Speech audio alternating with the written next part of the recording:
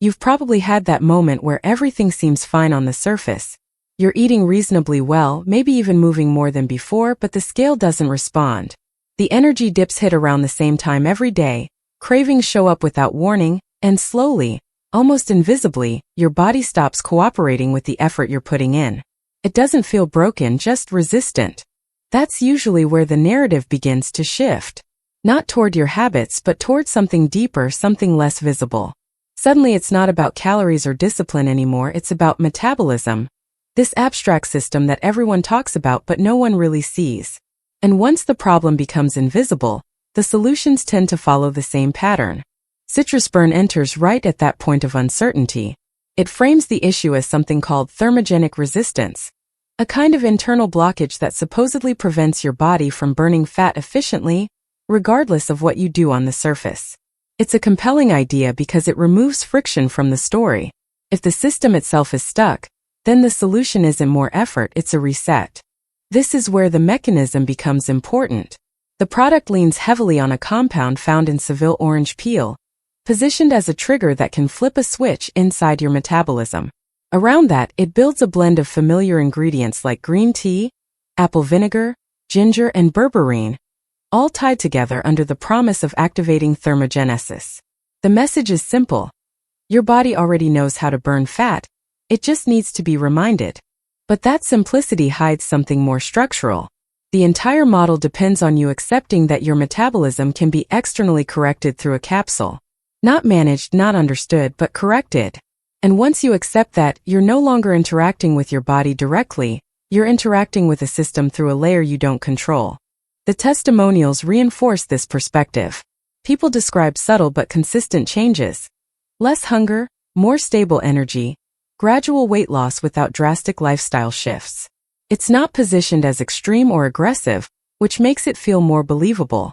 But it also creates a kind of passive relationship where results happen to you rather than through you. There's a trade-off here that doesn't get mentioned directly.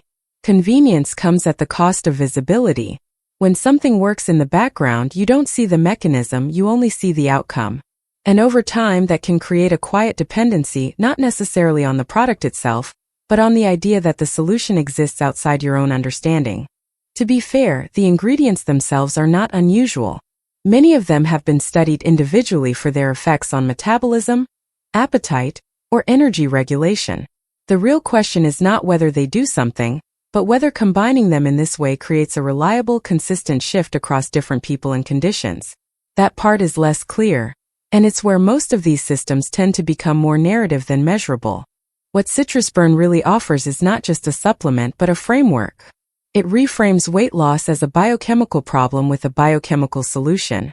That can feel empowering at first, especially if you've been stuck in cycles of effort without results. But it also moves you further away from direct feedback, from understanding how your body responds to specific inputs over time.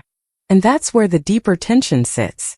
On one side, you have a system that promises ease, automation, and relief from constant effort. On the other, you have the slower, less appealing path of learning how your body actually behaves under different conditions, which requires attention, adjustment, and patience. One gives you immediate structure, the other gives you long-term control. The pricing model reflects that difference as well. The biggest discounts are tied to longer commitments, which subtly encourages you to stay within the system for extended periods. It makes sense from a business perspective, but it also reinforces the idea that this is something you maintain, not something you transition away from. None of this means CitrusBurn can't produce results. For some people, especially those looking for a low-effort intervention, it might create enough of a shift to break a plateau or reduce friction in daily habits. But it's important to recognize what kind of solution it is.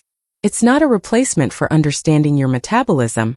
It's a layer placed on top of it. The real question is not whether it works in isolation, but what happens when you remove it. If the system underneath hasn't changed, then the results may not hold in the same way. And that's the part most people don't think about when they're looking for something that finally moves the needle. If you're considering it, it's worth looking at the details yourself, not just the claims but the structure behind them. There's a link below where you can see how it's positioned and decide whether that kind of system is something you want to rely on.